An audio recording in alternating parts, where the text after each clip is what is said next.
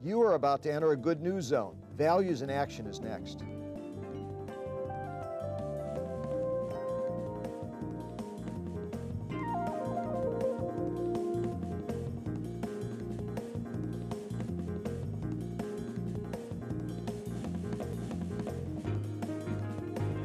Hi, I'm Stuart Musinski, and I'm here with my co-host Ratanjit Sande. What if our community consisted of people who were just not doing good things? What if everyone were going in their own direction, not concerned about the common good? What if people were not deploying their values for the benefit of all? Well, lots of people feel that's exactly what's happening in our community and that there is no good news. But at Project Love Purple America, where we've trained 50,000 teens to build cultures of kindness, caring, and respect, we feel very differently. Although you might not see it on the news every day, there are thousands and thousands of people who do make a difference by putting their values in action. And that's exactly what we'll be exploring right here every week. We'll be back in a moment.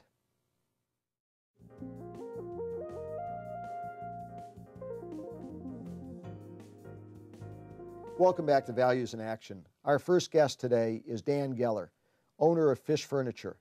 He's invested his time, energy, and money to encourage young people to be philanthropists, first by setting the example and then by challenging them. Here's his story. We act when we see a need is the Geller family philosophy. When he became a Hawkins school parent, Hawkins alum Dan Geller saw a need to enhance students' sense of commitment to community, and so he and his family acted. First, they created and funded programs that engaged students in philanthropy and community service. Then Dan and his parents, Albert and Norma Geller, planted the Hawkins Echo Garden to enhance students' respect for nature and the earth. Finally, through his business, Geller has helped countless groups and individuals and provided trucks, drivers, and drop-off locations for Haiti earthquake relief, extending their caring from Cleveland to the world. Welcome back. Dan, I want to turn to you. You're busy with your furniture business. You're busy with your family. Why do you spend your time, money, energy doing good things in our community? My parents, Norma and Al Geller, were born in the Depression in 30 and 32. They might not like me disclosing their ages, but as they aged and developed our family business, they taught myself and my siblings to give back to the community. They set examples for us, and they challenged us to come up with ideas to improve the community, both locally and globally. One way we started this, we came up with a program called HAWK 456. HAWK is an acronym for Helping Awareness Within Kids. Based on an endowment that we funded, each school grade, 4th grade, 5th grade, up to 8th grade, has 400, 500, 600 for each respective grade to spend to help the local community. The way we do this is the teachers create awareness. They say to the students, who is less fortunate around me? How can I make a difference in the community? As the students and teachers talk about these ideas, the students in each respective grade get to then say, let's use this money to help in the community. One of the exciting things is each year is to see what ideas the student come up with and how to use the funds to help the community. An additional program we created for the high school was to teach the high school students not only in their previous years to learn to give back to the community, but we wanted to teach them to be smart philanthropists, how to research the charity to make sure that they're using the funds wisely and efficiently. They look and say, well, for each dollar we give you, are using our funds efficiently? Is 75% of our dollar going to your mission as opposed to administration and overhead? So we teach them not only to look and give and act in the local community, but also overseas communities. Now, Dan, how do you bring these values which you spread in society back into your own organization? Fish Furniture is our family business for 85 years. We have 40 employees in our company, and we constantly are striving to help the community in many different ways. Most recently, a few months ago, we teamed up with Fox Channel 8, and they had a one-day Haiti relief drive.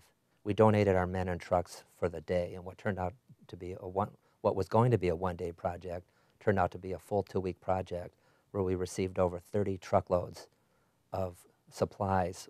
The community responded overwhelmingly, so our staff felt terrific about making an immediate difference and impact on the Haiti relief. So in terms of values, how does this giving comes into the values? What is the core value which inspires you to give? I would say that the core value which inspires us to give is to make a difference, to do the right thing, and to say to the community, we are a good business.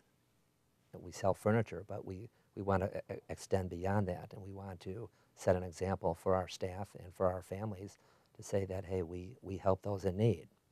The message we want to send to our listener is that it is always great to do things, but most of people wait to make money and then give to charity. So we need to emphasize that goodness results into success. That's very good wisdom. And we try and set examples with our staff and reach out to the community. Dan, we're going to explore that when we come back.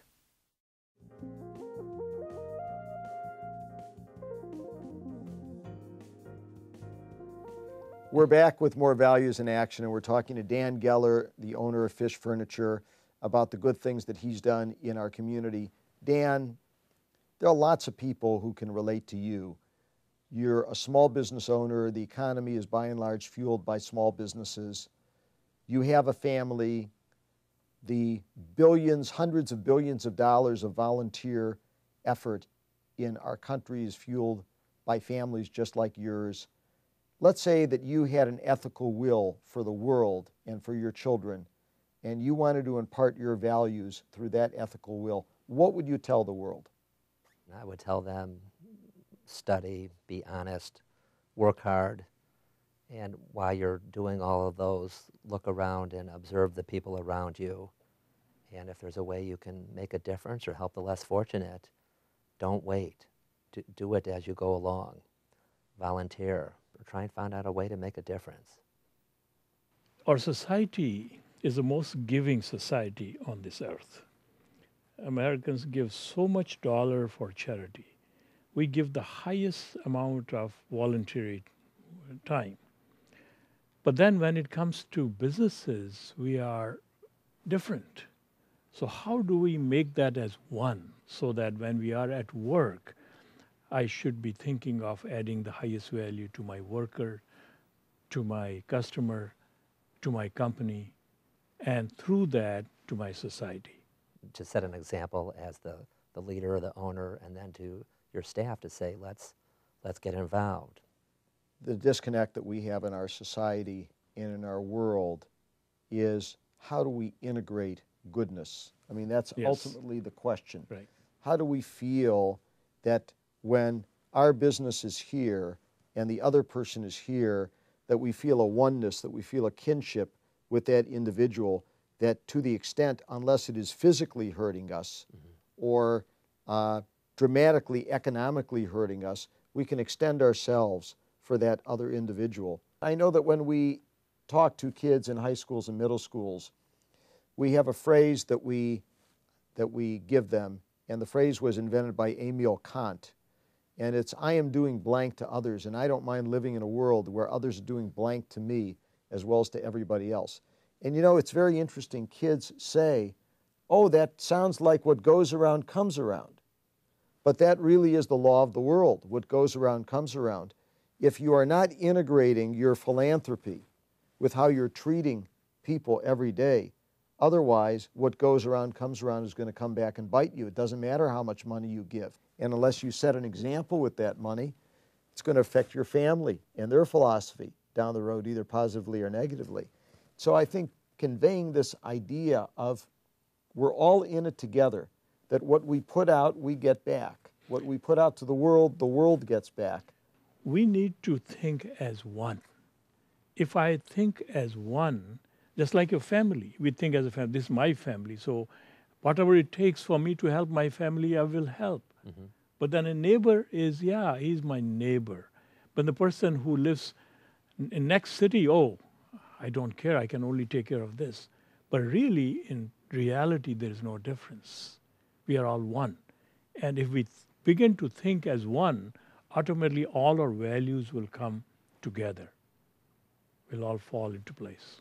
You can incorporate values and doing good deeds in a daily basis. It can be part of your business culture, and the end goal would be help mankind through good deeds, raise social awareness. Yes. That's what our parents have encouraged myself and my siblings and our children to do, and what we want to pass along to our own children. You're practicing oneness.